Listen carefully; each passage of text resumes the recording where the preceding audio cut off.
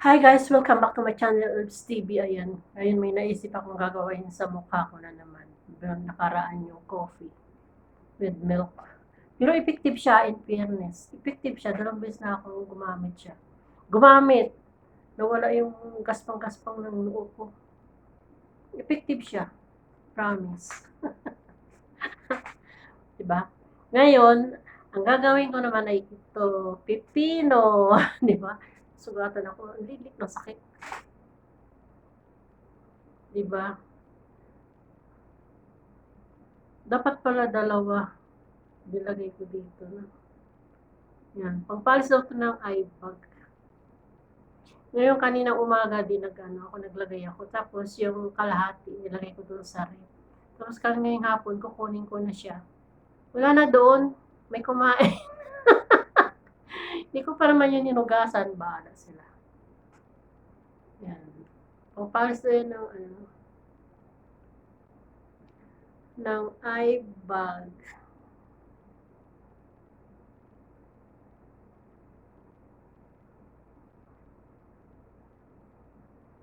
Pero ikukuskus natin yan.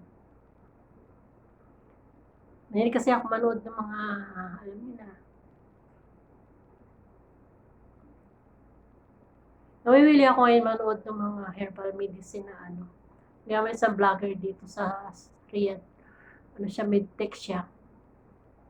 Nag-ano siya ng mga dumi-dumi, mga sakit na tinitingnan sa urine tsaka sa stool. Maganda itong pipino talaga sa mukha, guys. Kanina yung coffee, ang nilagay ko coffee, milk, tapos yung katas nitong pipino nilagay ko, tsaka lemon. Kahit ano naman pwede siya.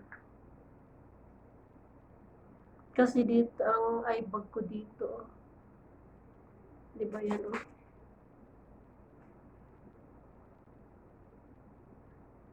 Maganda siya kung malamig.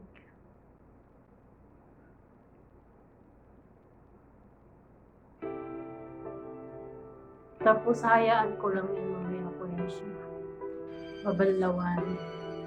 Tapos sinaano ko yan siya. Para yung katas niya dito. Lumabas. Sayang yung katas. Ayan.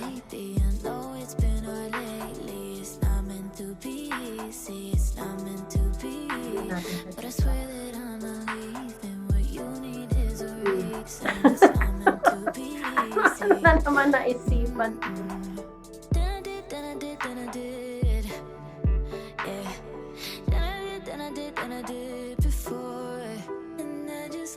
Thunders na. Okay, kaya kahit wala tayong jowa. Paganda pa rin tayo para magka-jowa. Okay.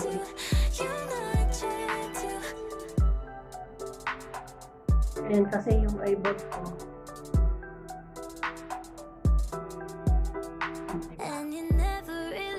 Ganyan daw yun. Nasa Kuwait ako yung matanda doon. Yung nanay ng amo kong lalaki. May isa kong Pinay na kasama doon sa school siya. Ngayon, ang dami ng tigawa. Tad-tad ng tigawa. Yung teenager pa lang siya. Dinaya lang niya yung kanyang edad. 16 pa lang siya. Totoong niya. 16 pa lang siya. Pero yung sa passport na 24 na siya. Tapos kunawa ako doon na. Bata ko.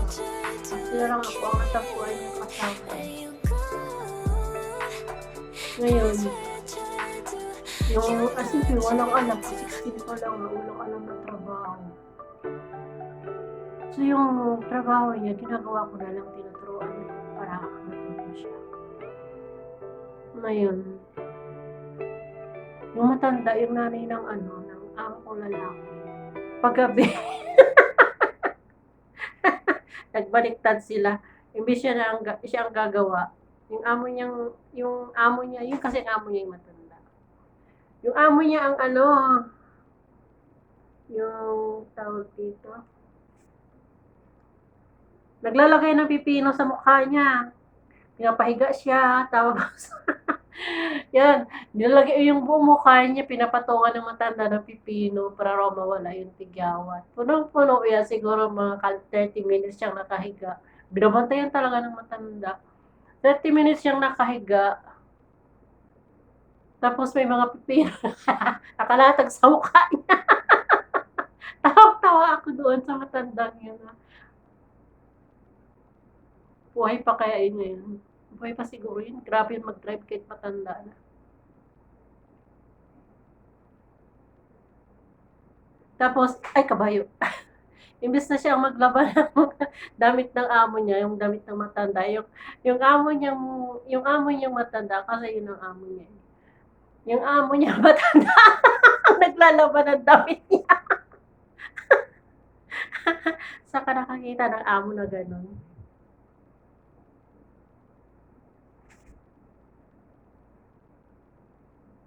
Tapos, bawal yung cellphone doon. Di ba, bago pa lang nauso yung cellphone noon. Nung pumunta ako sa Kuwait, 2004 ata yun. 2004. Ngayon, yung may agency kasi yung kapatid ng amo ko ngayon. Tapos, nagalaw ata niya yung cellphone ng Pinay na kinuha nung kapatid ng amo ko. Tukulo ko yun eh. Ayaw paggamit ng cellphone sa mga aplikante niya. Tapos, ako nagmakaawa yun sa akin yung Pinay na yun na yung Muslim kasi siguro siya isumbong kasi nagalaw niya. Pagdating, kunyari ako pinapagalitan. Tawa ako ng tawa. Pahimatay kami kakatawa kasi nga takot na yun. Kasama ko.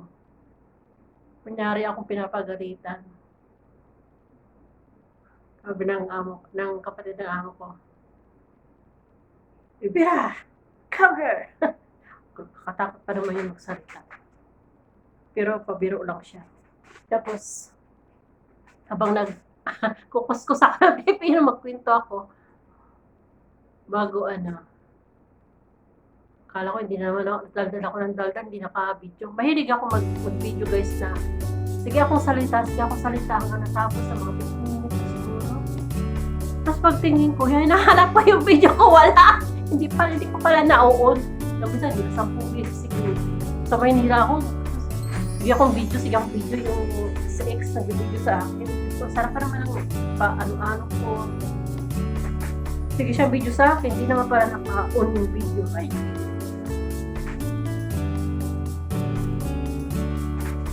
Ayan. Makain pa ako dito.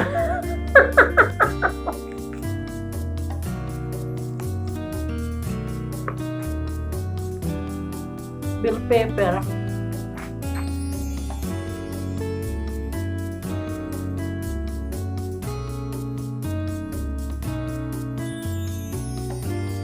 Naano ko siya kasi para yung katas niya lumabas.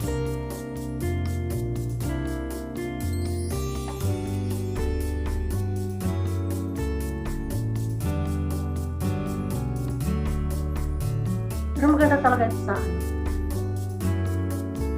mukha yung pa. Kasi yung haibag ko dyan. Buhat pa mo. First time ko lang din ito ginawa. Ngayon yun, naisipan. Naalala ko yung matanda sa kuwan. Mabalawan ko lang siya. Bago may nakita na naman ako kagabi na doktor na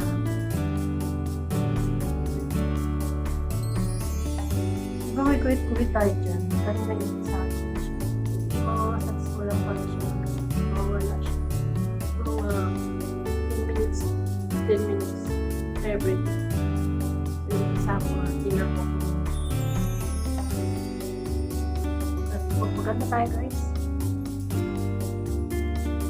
Kahit wala tayong jowa.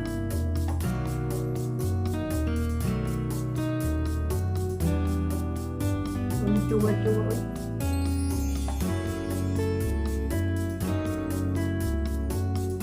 Sanay na ako mag-isa. Simula noon hanggang ngayon. Nag-iisa. Nag-iisa.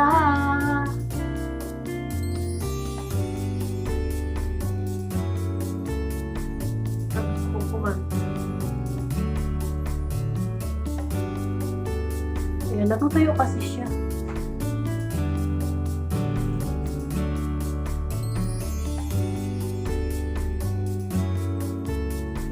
Hindi ko kasi another ingredient.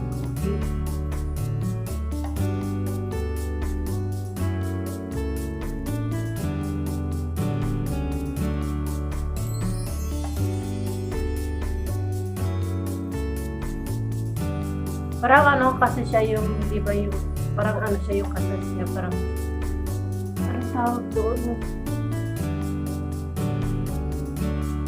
toxin, ano tawag doon? Hindi toxic.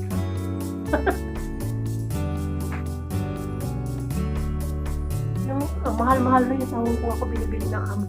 Grabe ko yung mahal, di ba? Yung liquid siya na tapos na maligo, gano'n nila. Talaga yung tawag doon, hindi man ako gumagamit kasi lalong masisira ang mukha ko. Sira ko yung mukha ko sardine. Sa trabaho ako noon, naganda ako sa mukha ko sa Makati girl. Tapos si Carmen Silvita. Tapos si uso pa nun yung ano yung stringent. Wala ang kapitas-pitas siya mukha ko. Mag-stringent ka para lalo finish mo. Siyempre ako naman, bali ako na isang set, pinapukasa. Sorry naman ako ng babae. Tapos, nalaglag na. Ginawa ko ng gabi, kinabuo kumagahan. Diyos mo yung Marimar. Nangitim yung mukha ko. As in, ang itim-itim. Sabi pa nila, ano nangyari na mukha mo? Sabi niya, maglagay ako ng astringent. Ano yung pala, dapat yung astringent. Parang i-ano mo lang siya.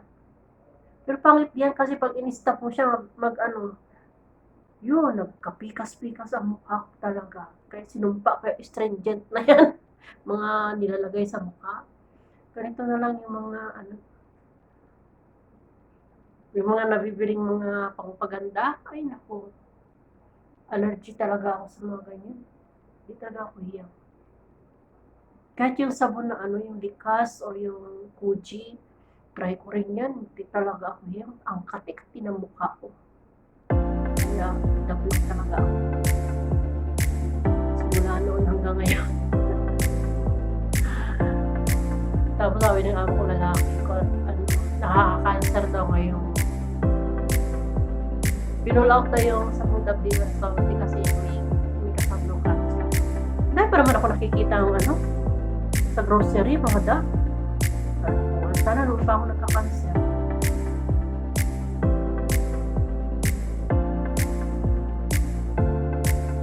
Lagi daw matapos. Siguro, may 30 minutes na. Wala ko pala.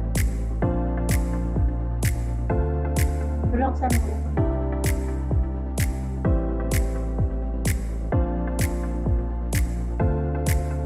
Siya gabi-gabi. Siguro twice a week siya. Tingnan ko lang po. Ang kapal talaga dito ng bigas ko. Ang itim talaga. Ito pa, meron pa ako dito parang uling. Nainitan siya ng parang siyang uling dito. Parang may uling dito na ako. Hindi pa rin siya nawawala. Pero pa rin talaga. Dahil sa astringent. Tapos, nag-astringent ako. Nangitim ang mukha ko, lalong nangitim kayo. Pinulutong ako, Diyos mio. Ang mukha ko talaga ang tinira ng pinulutong. Tapos sabay pa na nanulo ako. Ay, ano bang buhay yun? Nakapunta ako sa sa Mindoro.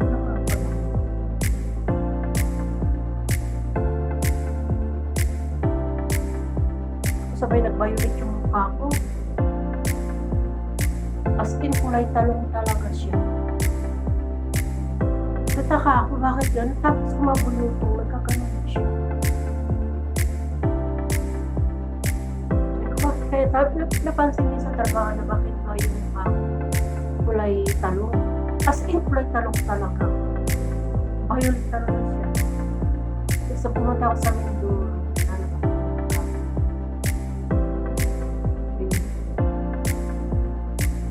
Tumitira daw sa akin. Tapos nung ginamot ako, yung ba't dinasalan na ako. Tapos may dinahin sa mukha. Nabukasan wala na ang kulay talong. Nawala yung kulay talong. So naniniwala na ako. May tumitira daw sa akin na kakalala ko na ingit daw sa akin. Kasi hindi marimata kung pagmumukhang kakaingit ako na seros daw sa akin. Hindi ko na lang banggitin kung sino siya. Pero kilala ko. Kilala ko.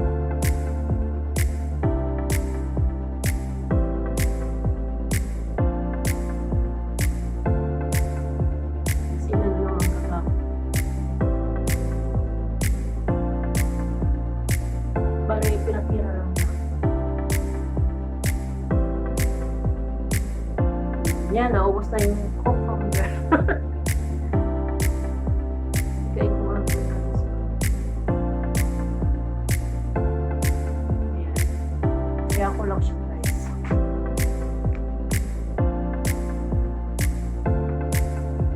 Pero lagyan ko ito. Diba? Bawad ko lang siya ng hanggang 1 hour bago ako magsilabas.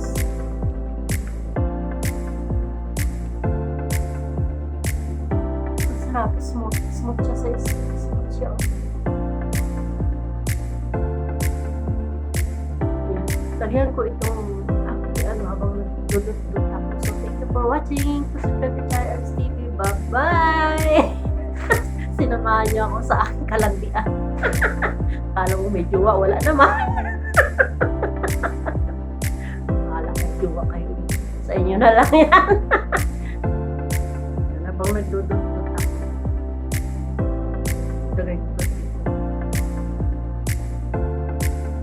So, ayan, bye-bye!